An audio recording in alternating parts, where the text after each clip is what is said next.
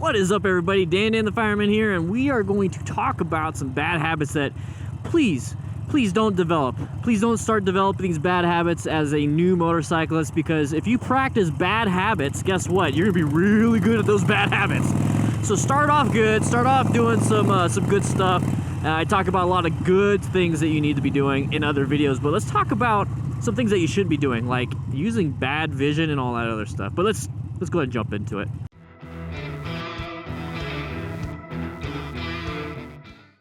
Alright, so improper use of vision, that's a big thing. Now, vision is very important. Now, a lot of people that, when they first start riding, they're so focused on the controls, they're so focused on riding straight, trying to avoid this car like in front of me. Well, you need to use your vision in other ways. Now, this intersection is very dangerous. All intersections are very dangerous for motorcyclists. Intersections and cornering is super dangerous. Please, take it easy. Right here we have multiple entry points, we have multiple exit points, we have multiple things that could kill us. We have pedestrians, we have cars that are wanting to turn in front of us. That's what happened to my buddy Matt. Oh, open pelvic fracture, no bueno. And cornering is very big. A lot of people don't look through the turn, they look down. They look at what they want to see, which is, am I gonna hit this thing right here? Well, if you look at it, you're gonna hit it. You're gonna go towards it. So looking through the turn, using improper vision can really develop into a bad habit as a new motorcycle rider. That's what you do. You're constantly just focusing straight ahead. Constantly look in your blind spots. Look around, do some head tilts, head checks. Look around, search, evaluate, execute, all these different things. So make sure you get a proper use of your vision and start practicing that habit, and don't get a bad habit of just looking straight or looking down at your instrument panel. The next thing that you really need to watch out for is the failing to predict danger. So situational awareness. Beginner riders have very bad situational awareness, okay? So this is typical. This is absolutely typical. Do not worry about this. You're gonna have bad situational awareness when you start riding. Now, for example, I've been driving for a long time, driving a car for a very long time, driving a four-wheeled vehicle. The moment I had to drive an ambulance for the fire department, I grew up in Yuma my whole life, immediately forgot where the heck I was going, how to drive, all these things, because I was so preoccupied with all this. Okay, so all this, you know, I'm using two hands, I'm using two hands, two legs, I'm using all my limbs to control the bike, I'm having to focus and do all these things. There's just so much to focus on, constantly analyzing what's going on with the bike itself. Well, the bike, if you did your pre-ride check, should be fine. Okay, so you don't have to worry about, you know, your tires, you don't have to worry about your chain and all that stuff. What you really need to be doing is predicting danger. So there's a lot of cracks right here. There's a lot of traffic coming around. We got cars coming out through this intersection, like I mentioned. Improper use of vision, you know, pay attention to the traffic, pay attention to potholes, pay attention to bad paint or new paint, pay attention to oil in the ground. So you're actually having to be more fluid and looking around. Now, when you're walking, okay, let's take this for an example. When you are walking on the sidewalk or something, are you looking down at your feet? Are you looking to make sure your shoes are on? Are you looking to make sure your foot is going in front of the other foot, in front of the other foot? No, you're looking at the horizon. You're just walking because you know your legs will take you naturally, and you're doing that. Now, as a motorcyclist, you need to get to that point. You need to understand that you need to get to that point where you're just looking off in the horizon, not worrying about all this stuff. And in that way, you're able to focus on if cars are merging in your lane, if somebody's pulling out of this exit. And if you just constantly are trying to like figure out what's going on here as a new rider and never develop the horizon, never develop the situational awareness, that is a bad habit that you will keep practicing over and over and over and over again, to where you're stiff, paying attention to all these things on your bike and not to this car that wanted to come out a little bit. So stop doing that. Try your best. Force yourself to look up at the horizon and forget about your bike. Just get the feeling of the bike. Once you get the feeling of the bike, you can forget about this and use your situational awareness on like this car that wanted to come out.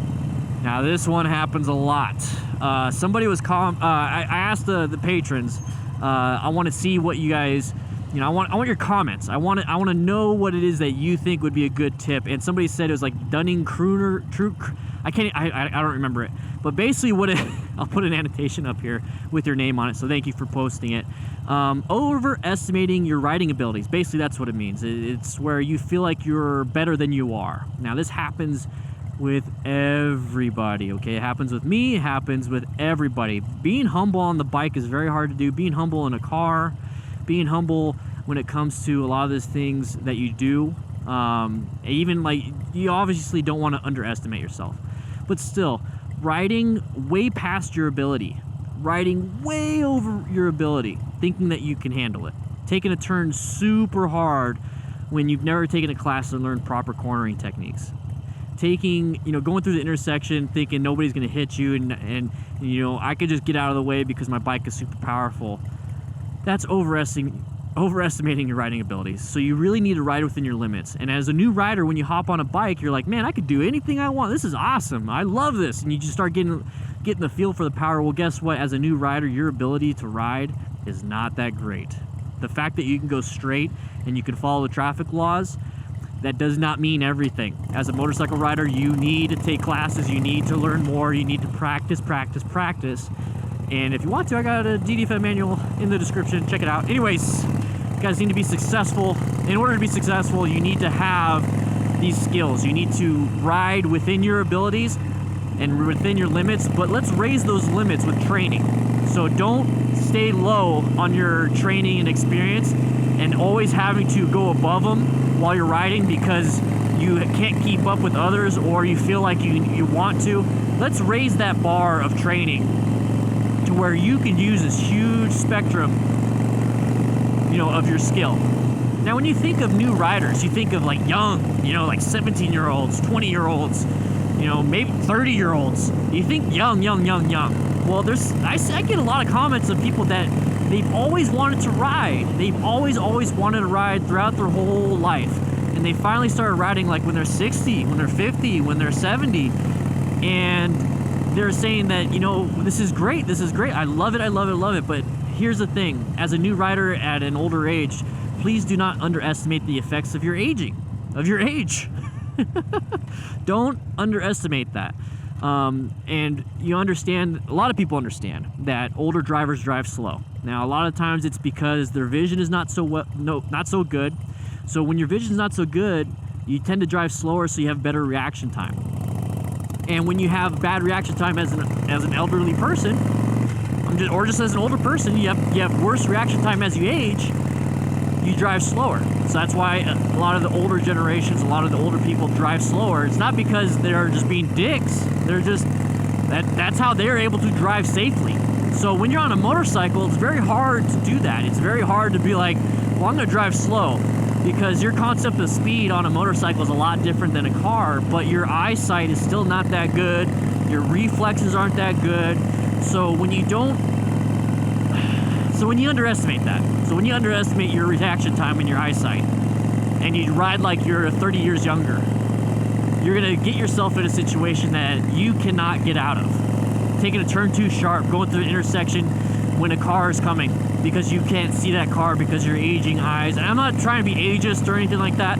I'm just saying you have to understand the effects of aging on your ability to ride, especially as a beginner, because you already have so much stuff stacked against you that you need to pay attention to your eyesight, your body, the fact that your back hurts. Like my back hurts right now. All these things when it comes to riding. I see this a lot. Accepting more risk through less riding gear. Accepting way more risk. That's the thing, is riding a motorcycle is extremely risky. Now, thank God I've never been in an accident, okay? Thank God I've never had something bad, okay? But I'm always wearing my gear. Now, a lot of new riders, they're like, well, I'm not riding, nothing's happened to me. I don't need a helmet. Something's happened to me. Something hasn't happened to me. I don't need gear. I don't need this. I'm just riding straight. I'm just going 2 miles to work. Guys, riding a motorcycle is inherently risky and inherently dangerous. The fact that that there's this gear out there means that you should probably wear it. They don't make this gear for driving in a car. They have those features built in. They have a cage, they have airbags, they have seatbelts. We don't have anything.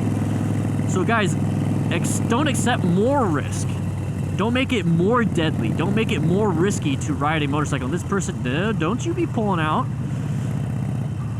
Don't make it more of an issue for family members, for yourself, by not getting the gear. And just because something doesn't happen to you doesn't mean it won't. You never know.